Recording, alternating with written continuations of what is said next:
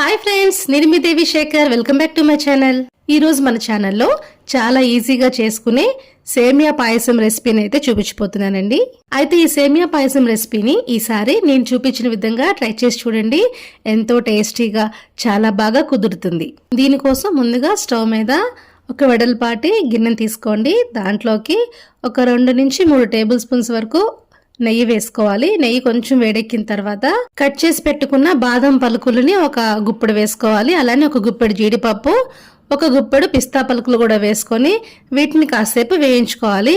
ఇవి కాస్త వేగిపోయిన తర్వాత చివరిగా ఒక గుప్పెడు కిస్మిస్ కూడా వేసుకొని చక్కగా ఈ నట్స్ అన్నిటిని కూడా మంచిగా వేయించుకోవాలి. చక్కగా వేగిపోయిన తర్వాత వీటిని ఒక గిన్నెలోకి తీసేసుకొని పక్కన పెట్టేసేసుకుందాము.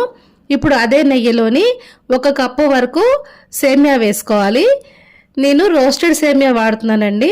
మీరు నార్మల్ సేమియా అయినా వేసుకోవచ్చు. రోస్టెడ్ సేమియా అయినా సరే మనము కాసేపు ఇట్లా వేయించుకోవడం వల్ల పాయసము మంచి టేస్టీగా వస్తుందండి. చక్కగా సేమియా మంచిగా వేగిపోయిన తర్వాత ఇందులోకి మనము ఏ కప్పుతో అయితే సేమియాను కొలుచుకున్నామో అదే కప్పుతో 3 కప్పుల వరకు పాలు పోసుకోవాలి. పాలు పోసుకొని ఒకసారి మొత్తం అంతా కూడా కలిపేసేసుకొని ఫ్లేమ్ని లో టు మీడియం ఫ్లేమ్లో అడ్జస్ట్ చేసుకొని ఈ పాలల్లోని ఈ సేమియాని మంచిగా ఉడికించుకోవాలండి. మధ్య మధ్యలో కలుపుకుంటూ చక్కగా ఉడికించుకోవాలి.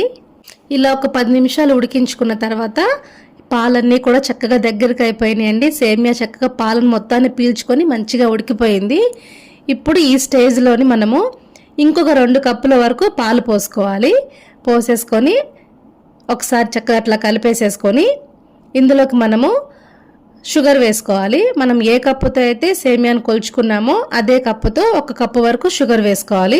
షుగర్ పూర్తిగా కరిగిపోయిన తర్వాత ఇది కొంచెం ఉడకపడుతూ ఉన్నప్పుడు ఇందులోకి మనము ఒక 1/2 టీ స్పూను ఇలాచీ పౌడర్ వేసుకోవాలి.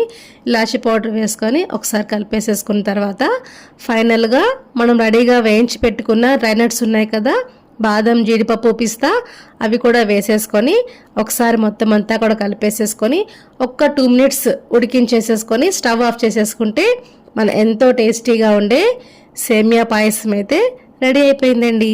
ఈ పాయసాన్ని హెల్తీ వేలో తీసుకోవాలనుకుంటే షుగర్ బదులు బెల్లం సిరప్ని యూజ్ చేసుకోవచ్చండి. అయితే పాయసం మొత్తం రెడీ అయిపోయిన తర్వాత స్టవ్ ఆఫ్ చేసిన తర్వాత మాత్రమే బెల్లం సిరప్ వేసుకోవాలి, లేదంటే పాలు విరిగిపోతాయి. అంతేనండి, ఎంతో టేస్టీగా ఉండే ఈ సేమియా పాయసం రెసిపీ మీకు నచ్చిందా? అయితే మీరు ట్రై చేసి మీకు ఎలా కుదిరిందో కామెంట్స్ నాతో షేర్ చేయండి. Thank you.